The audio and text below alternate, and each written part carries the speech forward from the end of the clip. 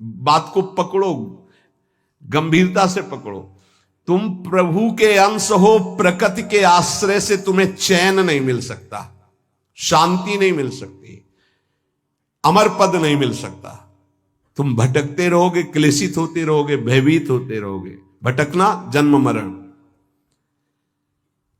भगवान के एकमात्र आश्रय से तुम्हें विश्राम मिलेगा और कहीं नहीं। जैसे गोस्वामी जी कहते, पायो परम विश्राम, राम समान प्रभु नाही कहूं। लेकिन कोई भगवान का आश्रय लेना नहीं चाहता, रुपया का आश्रय लेना चाहता है। वस्तु का बल, पद का बल, परिवार का बल, देह का बल, समाज का बल। तब तक भगवान के दर्शन हो जाएं, लोग बातें बनाते समझते नहीं। अरे द्रौपदी जी अवतार हैं, द्रौपदी जी कोई जन्म नहीं लिए, अवतार हैं, शक्ति का अवतार हैं, यज्ञ कुंड से प्रकट हुई। लेकिन आश्रय दृढ़ तब हुआ इस घटना के बाद, चीरहरण घटना के बाद। नहीं, पांडवों का आश्रय था, सभा का आश्रय था, अपना बल का आश्रय था, दांत का आश्रय लिया। जब सब छूट गया तो गोविंद द्वारिका वासिन। ये चीज समझने, कल कुछ संत भगवान आए थे, उनसे यही चर्चा हो रही थी कि आश्रय तत्व पर दृष्टि रखो। कहां आश्रय है तुम्हारा? अंदर से देखो, अभी भगवत प्राप्त हो जाओगे। बिगड़ी जन्म अनेक की अबही सुधरे आज, आज अभी होई राम को। आश्रय राम का, आश्रय हरि का, आश्रय प्रभु का। किसका आश्रय? सूरदास जी महाराज कह रहे हैं, अपबल, तपबल और बाहुबल, चौथो बल है दाम। किसका आश्रय इनमें से? अपना बल, तपस्या का बल, दाम का बल, विद्या का बल। किसका बल है? बोले सब बल कहां जागृत होता है? बोले हारे को हरे नाम। जो भगवान के आश्रित हो गया, नाम के आश्रित हो गया। ये जितने आश्रय ये टिकाऊ नहीं है, प्रत्युत ये तुम्हें भ्रमित करके तुम्हारे समय को नष्ट करने वाले हैं। जिसने धन का आश्रय ले लिया, पतन है, शास्त्र कह रहा है। क्यों पतन है? खूब बल आ जाता है अंदर, क्योंकि गलत आश्रय लिया ना धन का। अब वो मतवाला हो जाता है, शराब पीना, मांस खाना, व्यभिचार करना, ये उद्दंडता ही उद्दंडता आने लगती है। अब भगवत आश्रित और धन आ गया तो उसका धन दूसरी जगह जाता है, क्योंकि आश्रय सही है। अस्पताल खुलवा दिया, पौशाला, संत सेवा, गौशाला, नाना प्रकार की धार्मिक वृत्तियों के द्वारा दूसरों को सुख पहुंचाना। क्यों? क्योंकि आश्रय बढ़िया है। केवल धन का आश्रय है तो सब दोष आ जाते हैं। इतना ही नहीं, शुभ कर्मों का आश्रय बन जाता है, साधना का आश्रय बन जाता है। अपनी साधना, रोज परिक्रमा लगाता हूं, रोज ये करता हूं, ये करता हूं। देखो दिखाई दे रहा है भक्त, भगवान, भक्त का मतलब होता है भगवान का आश्रय। अब वो ये जो सत साधनाएं हैं, असत नहीं है, पर इनका जो आश्रय हो गया वो डायरेक्ट भगवान के आश्रय से हट। अब हमारी टांगे मजबूत हैं तो हम परिक्रमा लगा रहे हैं, कल टांग टूट गई तो आश्रय भगवान का, उनके आश्रय से भगवत प्राप्ति होगी, कोई इनके आश्रय से थोड़ी। लेकिन अगर वो आश्रय लिया है तो फिर लगेगा हमसे कोई साधना ही नहीं हो रही, आप असंतुष्ट हो जाएंगे। एकमात्र भगवान का आश्रय। तभी कह रहे बिगड़ी जन्म अनेक की अबही सुधरे आज। अभी इसी क्षण सुधार हो जाएगा, अभी इसी क्षण बात बन जाएगी। अनेक जन्मों की बिगड़ी क्या? आश्रय केवल प्रभु का, मामुपाश्रिता।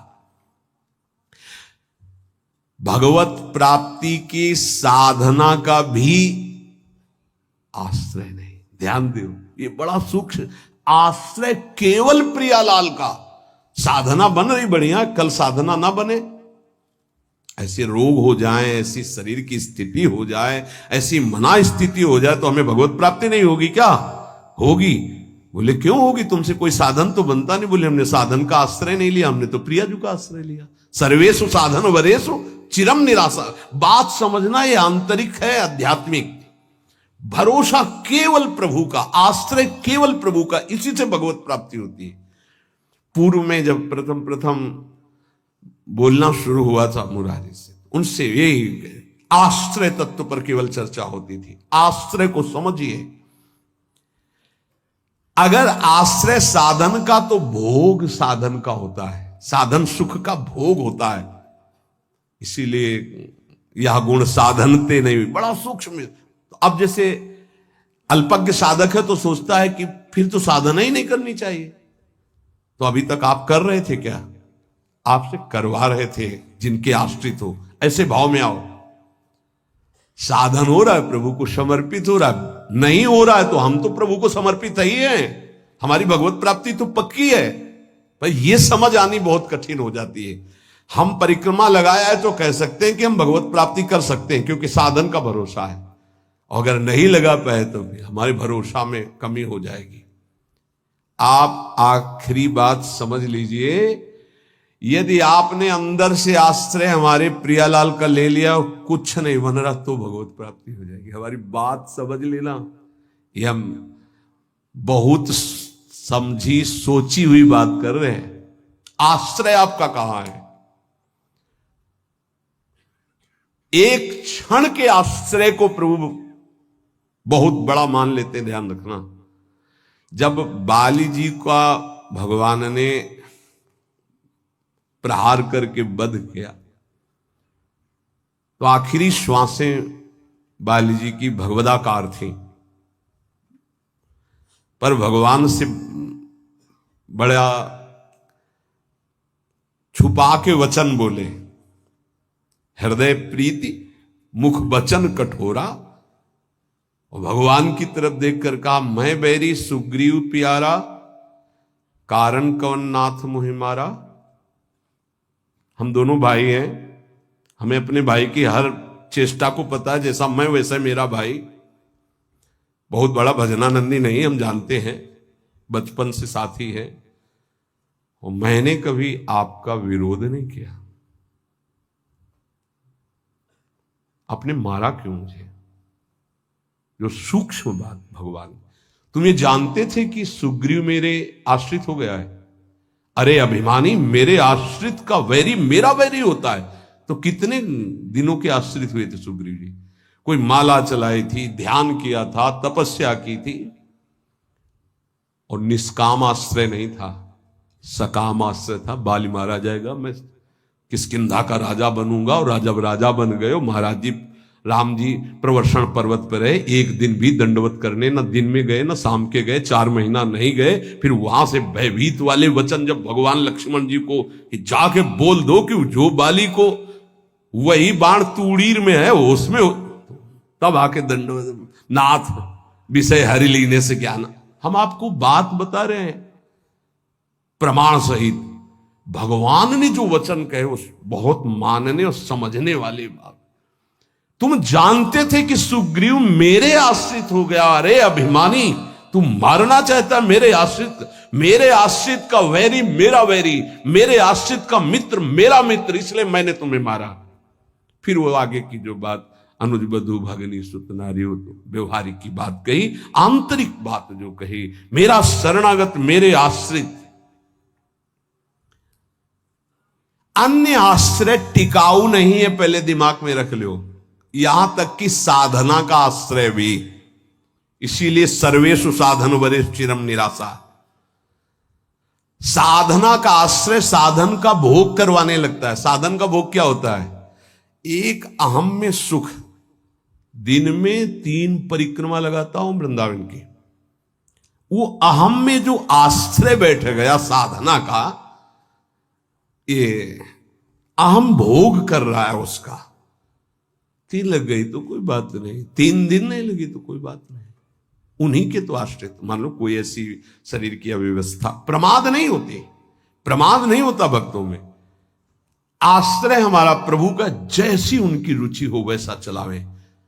बहुत बढ़िया साधन बन गया तो हमें कोई हर्ष नहीं है, और कोई साधन नहीं हुआ तो हमें कोई शोक नहीं है। ये स्थिति समझना बड़ा कठिन है।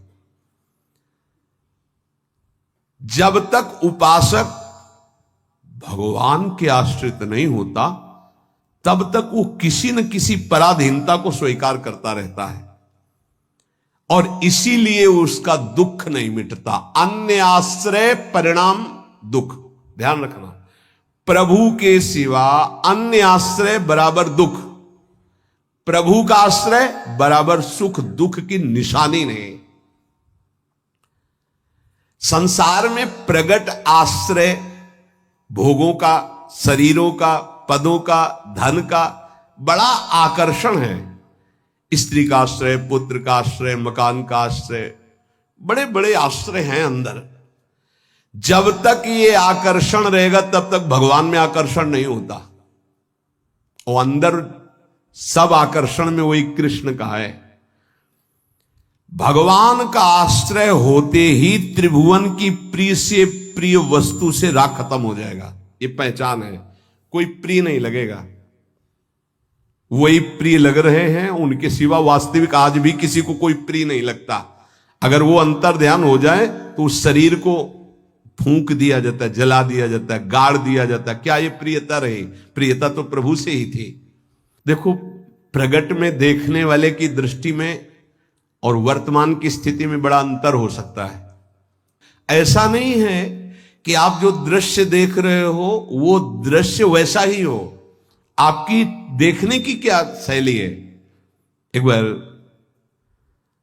यही बात अकबर से जब कहा बीरबल ने कि देखी हुई बात गलत हो सकती है, अपना चिंतन जैसा होता है वैसे ही दृश्य दिखाई देता है, उसको भी समझना चाहिए, ना कि जो हमें दिखाई दे रहा है वही सत्य है। ऐसा कैसे हो सकता है? जब हम देख रहे हैं तो सत्य क्यों नहीं हो? तो उनका कभी ऐसा आपके सामने प्रश्न आवे तो बताना, फिर हम आपको उत्तर देंगे।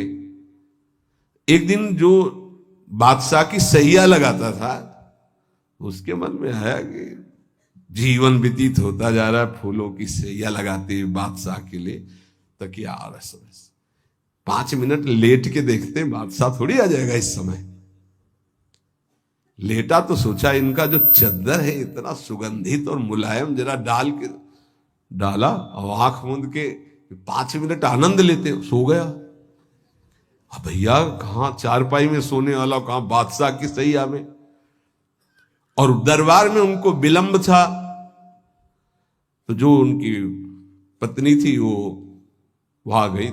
आज महाराज बिना कुछ खाए पिए बात किए, हमें लगता कोई सीरियस मैटर रहा होगा, थकित होकर के सो गए। पार्श्व में वो सो गए।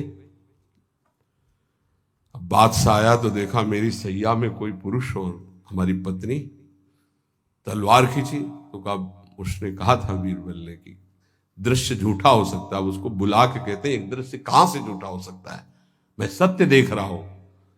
बुलाया और कहा कि तुम कहते थे दृश्य झूठा हो सकता है, देखने वाले की क्षमता के अनुसार दृश्य दिखाई दे। मैं देख रहा हूं मेरी पत्नी किसी गैर पुरुष के साथ पड़ी हुई, ये झूठा है? बोले महाराज झूठा भी हो सकता है। झूठा ही है मैं ऐसा नहीं कहता, लेकिन झूठा भी हो सकता है। अब कौन पुरुष है अब हमें तो पता नहीं, लेकिन आप 2 मिनट खंभे की आड़ में रुकिए। रानी को जी, बोले आप किसके साथ सो रहे? बोले महाराज के साथ। बात नहीं की? बोले नहीं, थके थे, सो रहे थे इसलिए जगाया नहीं, पार्श्व में सो गए। ठीक है आप जाइए, हम महाराज को जगा के ला रहे हैं क्योंकि भोजन नहीं पाया, इनको पवाना है। हाँ ठीक है। पर्दा हटाया तो वो फूल बिछा ले। वो तो घबरा रहा था एकदम। तो उनका मालिक जान बचा लो, मुझे ऐसा ऐसा आया इसलिए।